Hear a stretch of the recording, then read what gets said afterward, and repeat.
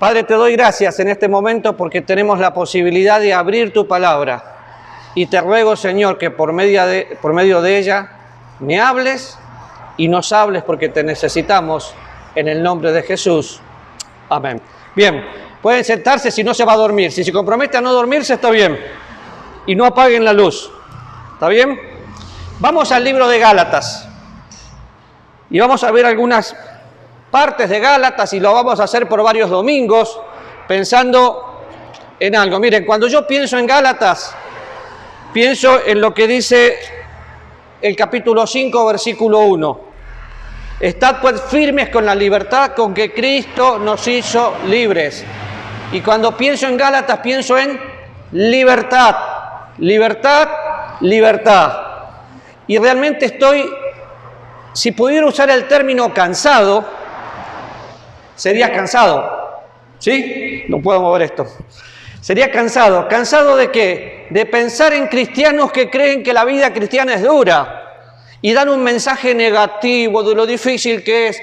Acuérdense, si la vida cristiana es dura, Jesús sería un mentiroso. ¿Por qué? Porque Él dijo que era ligera, que era liviana, que era fácil. Claro, si la vivimos en Él.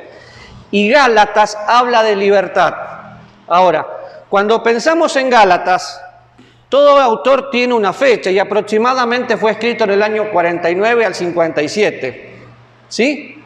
Si usted va al libro de los Hechos, va a encontrar diferentes actuaciones que tuvo el apóstol Pablo. Ahora, ¿por qué es importante una fecha? Bueno, es importante para saber el contexto en el que fue escrito. Yo estoy convencido que el libro de Gálatas fue escrito antes del concilio en Jerusalén. ¿En qué capítulo del libro de Génesis está el concilio de Jerusalén? A ver, ¿en qué capítulo del libro de Génesis está el concilio de Jerusalén? Del libro de Hechos está el concilio de Jerusalén. ¿En qué libro está el concilio de Jerusalén? ¡Wow! Se durmieron. ¿En qué libro habla del concilio que hubo en Jerusalén, donde estaban todos los apóstoles? Estaba el primer papa con los demás. ¿Tampoco así? Hechos, capítulo 15, el concilio de Jerusalén. Ahora, cuando miramos el libro de los Hechos, vemos que hubo un encuentro de todos los apóstoles que tenían que conversar. ¿Por qué?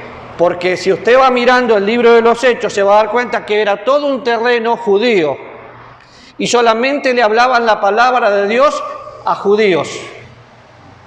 Todavía no le habían hablado a gentiles. ¿Hasta qué momento? Hasta que Pedro tiene su visión. Hechos capítulo 10. Hasta ahí los gentiles y judíos. Entonces, el judío conoce al Señor y quiere seguir viviendo en la esclavitud de la ley y no en la libertad con que Cristo los había hecho libres.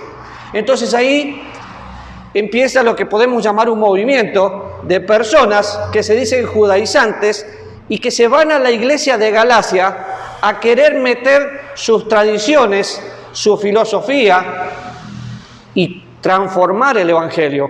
Si usted mira un poquito el libro de los Hechos, Pablo estuvo en Jerusalén, sí estuvo en Jerusalén antes del concilio. ¿Y por qué es importante esto? Porque en el concilio de Jerusalén se ponen pautas de cómo tratar a los gentiles. Así que tuvo que haber sido escrito antes porque ya sabemos cómo estamos tratando a los gentiles. Fíjese, por ejemplo, Pablo recibe al Señor, se encuentra cara a cara con el Señor. ¿En qué capítulo del libro de los Hechos? 9. Muy bien. ¿En qué capítulo Pablo se encuentra con el Señor? No lo digas, Alex. 9. Muy bien. Voy a terminar cuando me contesten. En el capítulo 9. ¿En qué capítulo del libro de los Hechos vemos los primeros gentiles que reciben a Jesús?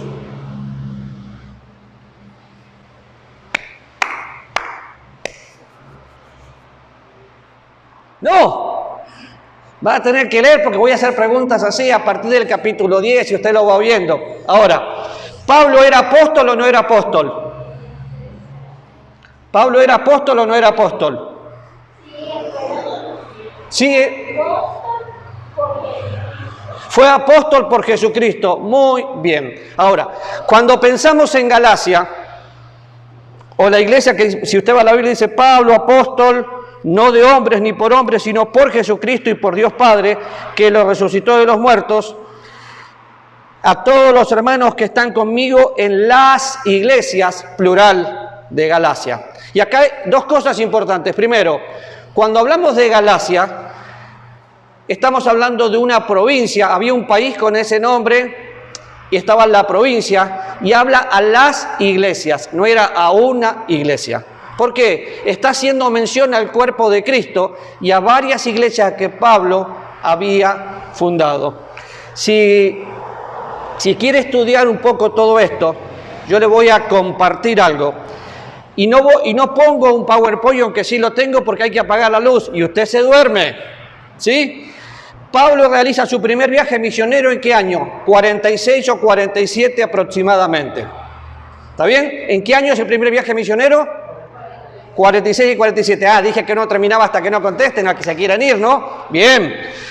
Concilio de Jerusalén, año 49 hasta el 51. El Concilio de Jerusalén, Hechos capítulo 15. ¿Qué pasó ahí? Se reúnen todos para ver cómo iba a ser el trato con los gentiles. Porque venían de toda la ley, y esa ley se metió en la iglesia, y esa tradición se metió en la iglesia, y es el problema que enfrenta la iglesia en Galacia, y nosotros hoy estamos llenos de tradiciones. Ahora, en ese mismo Concilio de Jerusalén, Pablo realiza después, en ese año, 51, su segundo viaje misionero, y entre el 49, más o menos fue que escribió esta carta. Nunca vamos a tener una fecha exacta. Sí tenemos menciones en la Biblia. Ahora, ¿qué palabra o qué es prominente en el libro de Gálatas? ¿Qué es lo que más habla? La cruz. La cruz. Pablo menciona la cruz. Es importante ver cómo Pablo lo hace. Y yo pregunté recién, ¿Pablo era apóstol? Claro que era apóstol y defiende su apostolado. Ahora, Jesús tuvo muchos discípulos. ¿Cuántos apóstoles tuvo? 12 o 13, pónganse de acuerdo. O 14 si se le murió Judas y lo resucitaron y lo cambiaron por Matías. ¿Qué pasó? ¿Cuántos tuvo? 12 o 13. 13. 12 que tienen que ver directamente con el programa de Dios para con Israel. Y Pablo, que es el apóstol llamado ¿a qué? A los gentiles, a la iglesia. Así que cuando Pablo conoce a Jesús como Salvador y se encuentra con Él, ni siquiera había pasado tiempo ni con Pedro ni con los demás apóstoles, porque no había jerarquía. Él conoció al Señor y fue apóstol porque entró y salió, fue testigo de la resurrección, se encontró cara a cara con el Señor, pero siempre que hablan de los apóstoles se dice 12, no, son 13. Los 12 apóstoles tienen que ver con el programa que Dios tiene establecido para Israel. Acuérdense que la iglesia era un misterio que estaba escondido. Los profetas nunca vieron la iglesia. No hay profecías en el Antiguo Testamento que hablen de la iglesia. La primera mención de la iglesia, ¿dónde la vemos? ¿Dónde vemos la primera mención de la iglesia? Grite más fuerte. En el Nuevo Testamento, ¿en dónde? Vamos bien, en el Nuevo Testamento. Ahora, en el Nuevo Testamento había ley todavía. La primera mención la vemos en Mateo capítulo 16. Yo edificaré mi iglesia, futuro. Pero los que estaban ahí no estaban entendiendo lo que pasó todavía. ¿Por qué? Porque estaban los discípulos y estaban los apóstoles. Y la iglesia después nace en Pentecostés. Pentecostés es una fiesta netamente judía, no cristiana, judía. Fueron a Jerusalén en la fiesta de Pentecostés y ahí se cumple la promesa del Espíritu Santo que había sido prometida en Juan capítulo 14 y en Hechos 2 desciende el Espíritu Santo y el Señor se va al cielo. Ahí, a partir de ese momento, la iglesia empieza a desarrollarse y usted va a ver todos los primeros capítulos del libro de los Hechos para judíos. De hecho, el evangelio que se predica y lo que usted va a leer está en hebreo, no estaba en griego, hablaban en hebreo. Hasta el capítulo 10, donde usted ve la diferencia. Se les llamó cristianos, claro, cambió de idioma y cambió del programa de Dios. Está empezando ya la iglesia en la gracia de Dios. Con todo eso en mente, usted tiene que entender que el problema que Pablo estaba enfrentando acá era que tenía un montón de personas gentiles y venían los judaizantes y le querían decir, por ejemplo, tenés que circuncidarte porque si no, no se completa tu salvación. Eso era para la ley, no en la gracia de Dios. De golpe tenés que guardar esto, tenés que guardar aquello. Entonces Pablo confronta a Pedro y lo hace. Para que tenga una idea del libro de Gálatas, del capítulo 1:1 al 2:21, Pablo defiende su apostolado. ¿Lo va a notar? Del capítulo 1 hasta el capítulo 2:21, Pablo defiende su apostolado. Del capítulo 3 al capítulo 4, versículo 7, Pablo defiende el evangelio, ya no su apostolado, el evangelio. Y del 4 en adelante está la aplicación práctica. ¿Por qué Pablo tenía que defender su apostolado? Él había sido el fundador de esa iglesia en sus viajes. Y para muchos Pablo no era apóstol porque no estaba dentro del círculo de los apóstoles. De hecho, si usted lee la Biblia, cuando Pablo llega y está cerca de los demás apóstoles en Jerusalén, le tenían miedo, porque antes era un perseguidor de la iglesia y ahora predicaba a la iglesia. Y se reunió con ellos, pero él tiene que defender su apostolado. Algo que no cambió, la crítica. Pablo esto, Pablo aquello. No miraban lo que Pablo era. Mucha gente miraba lo que Pablo fue. Bueno, fue un perseguidor que ahora es un predicador. Y después defiende el evangelio, porque el evangelio estaba siendo atacado. Pensando en evangelio, ¿cuántos evangelios hay? ¿Y cuántos evangelios vemos que se predican en la Biblia? ¿Qué evangelio predicaba Juan el Bautista? La venida de Cristo, el arrepentimiento. Entonces no es el evangelio de la gracia de Dios, es el evangelio del reino. No es el evangelio de la gracia. Cada vez que lean su Biblia, fíjense el contexto, quién escribe, a quién le escribe. Y había un reino que me lo escucharon decir durante los últimos 7 años un montón de veces, un reino que fue ofrecido. Y ese evangelio no es el que está hablando Pablo acá. Pablo está hablando de un evangelio de libertad. Y cuidado, no de libertinaje, no de hago lo que se me da la regalada gana, no. Hago lo que debo porque conozco al Señor, me dio libertad y vivo en esa libertad. Entonces, pensando en la carta de Gálatas, que creo que vamos a tener tiempo para apenas la introducción, Pablo escribió 13 cartas o 13 epístolas. Siempre Gálatas y Romanos se estudian juntas porque habla mucho de la justificación. Por cierto, en la época de la Reforma fue prominente esta carta porque le abrió los ojos a muchos, hablando de la justificación y la salvación por medio de la fe nada más, sin ningún tipo de obras. Entonces, es una de las cartas más estudiadas junto con Romanos y debería ser estudiada para aprender a vivir en libertad y tiene que ser el objetivo nuestro de poder entender que somos libres y libertad me lleva siempre a hacer lo que debo conforme a la voluntad de Dios. Ahora, vamos a mirar algunos versículos.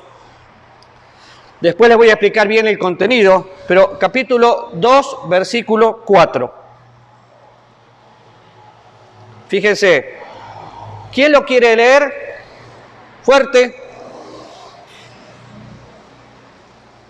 No se peleen, uno solo que lo lea. Y esto fue por causa de los falsos hermanos introducidos secretamente que se habían infiltrado para espiar la libertad que tenemos en Cristo Jesús a fin de someternos a esclavitud. ¿Leyó bien ese versículo? Capítulo 2, versículo 4. Cuando leamos estos versículos va a tener una idea de la carta. Y esto a pesar de los falsos. ¿Falsos qué? Falsos hermanos. Estaban con ellos pero no eran de ellos. Venían a infiltrar. De hecho hay varios movimientos hoy en día que se meten en la iglesia y quieren hacer cambios. Falsos hermanos. Se metían a escondida. ¿Y qué se metían? Se metían con la libertad. ¿Para qué? Para reducirlos a esclavitud. ¿Saben? Es tristísimo pensar que Dios nos hizo libres y a la gente le gusta que le digan lo que tiene que hacer, cómo lo tiene que hacer y por qué lo tiene que hacer, cuando en realidad la Biblia me muestra quién soy y cómo tengo que actuar. Capítulo 4, versículo 22. Porque está escrito que Abraham tuvo dos hijos, uno de la esclava y otro de la libre. ¿Cómo se llamaban los hijos de Abraham? Isaac e Ismael. Uno era hijo de la esclava y otro de la libre. ¿Quién era el hijo de la esclava y quién de la libre? Ismael de la esclava, muy bien. ¿Y de la libre? Sí, no queda otra, ¿no? Y había una promesa en Abraham. Ahora fíjense el versículo 23. Pero el de la esclava nació según la carne, mas el de la libre por la promesa. Todos conocen la historia de Abraham, de que quiso ayudar, darle una manito a Dios y le fue mal. Y entonces quiso adelantar todo junto con su esposa y nace un hijo que no estaba dentro de los planes de Dios. Aún así Dios hace un pueblo. Versículo 26. Mas la Jerusalén de arriba, la cual es madre de todos nosotros, es libre. Libre. Y voy a leer hasta el 30. Porque está escrito: regocíjate, oh estéril, tú que no das a luz, prorrumpe en júbilo y clama, tú que no tienes dolores de parto, porque más son los hijos de la desolada que la que tiene marido. Así que, hermanos, nosotros, como Isaac, somos hijos de la promesa, pero como entonces el que había nacido según la carne perseguía al que había nacido según el Espíritu, así también ahora, más. ¿Qué dice la Escritura? Echa fuera a la esclava y a su hijo, porque no heredará el hijo de la esclava con el hijo de la libre. De manera, hermanos, que no somos hijos de esclava, sino de la libre. Y le da miedo a la gente la libertad. Pero otra vez, capítulo 5, versículo 1 dice: estad firme, ¿en qué? En la libertad con que Cristo me hizo libre. Cuando yo sé quién soy, empiezo a caminar siguiendo las pisadas del Maestro, disfrutando la libertad y no la religión. Qué hartante es escuchar a alguien que dice: yo no hago esto o no hago aquello porque mi religión me lo prohíbe. Si tu religión te lo prohíbe, sos un esclavo. Yo no lo hago porque no necesito hacerlo, porque amo a Dios. Y ya, y cosas que van cambiando. Ahora, versículo 13 del capítulo 5. Porque vosotros, hermanos, a religión fuisteis llamados. ¿Dice eso? ¿A qué dice? A libertad fuisteis llamados. Solamente no usen la libertad mal usada, no la usen para la carne. Entonces, ¿para qué uso la libertad? Para servirme por amor. Yo sirvo a Rafa, Rafa me sirve a mí, yo sirvo a Álvaro, Álvaro sirve a Manuel. Nos servimos unos a otros porque nos amamos unos a otros, y en eso se basa toda la ley, amor. Pero no hemos entendido tal vez la libertad. Así que esa es la idea de la carta. Después vamos a leer todos los versículos que hablan de la cruz. Pero la idea de la carta es vivir en libertad. ¿No le entusiasma vivir en libertad? ¿No está cansado de la religión? Obviamente siempre hubo y habrá abusos. Personas que van a decir así: Ahora soy libre, hago lo que quiero, voy a fumar. Ese es un inmaduro, que nunca entendió la gracia. Ahora voy a hacer lo que antes no hacía. Me acuerdo de un lugar, un ministerio, donde durante mucho tiempo a su equipo de trabajo no se le permitió ir al cine ni tomar alcohol. Y está bien. Cuando le dieron libertad, vos veías a los inmaduros tomándose fotos en la puerta del cine. Ahora sí puedo, siempre pudiste. Pero tenías un líder que había que respetar que dijo que no. Dios no te lo prohibió. El que te lo prohibió fue el líder. Hay lugares donde yo no quiero ir. Por ejemplo, yo no quiero ir a una cancha de fútbol y escuchar todos los gritos. ¿Por qué? Porque mi libertad se siente afectada. Estábamos en la cancha de fútbol viendo Boca y River. Ustedes saben que no me gusta el fútbol. Pero resulta que la cancha estaba llena. Entonces, cuando vos te paran, te sientas, porque estaban todos así. Y empiezan los cantitos, que no los puedo cantar acá. Pero los cantitos llegaban a mi mente.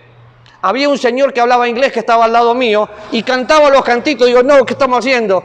Y como yo no hablo inglés, trato de explicarle que no. Y él me lo cantaba con más ganas, entusiasmado. Bueno, lo dejé. Ese hombre se fue cantando los cantitos. Pero, pobre gringo, ¿no? Estábamos en lo mejor. Acuérdense que estoy contando algo de Argentina. Y en eso hace gol, se dan vuelta y un beso. En Argentina sería normal. El gringo quedó espantado. La libertad hizo daño. Tuvimos la libertad de ir a la cancha de fútbol. Pero la libertad fue ocasión de tropiezo. ¿Por qué? Porque a mí no me gustó ver al hermano cantar esos cantitos. Y al hermano no le gustó que le diera un beso a pesar de que era cultural. ¿Saben qué hice yo? No fui más a la cancha de fútbol.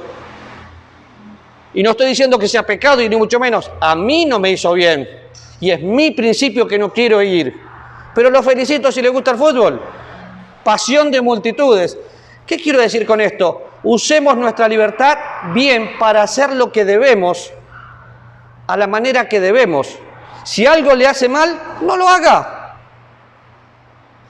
¿Por qué? Porque a libertad fuimos llamados.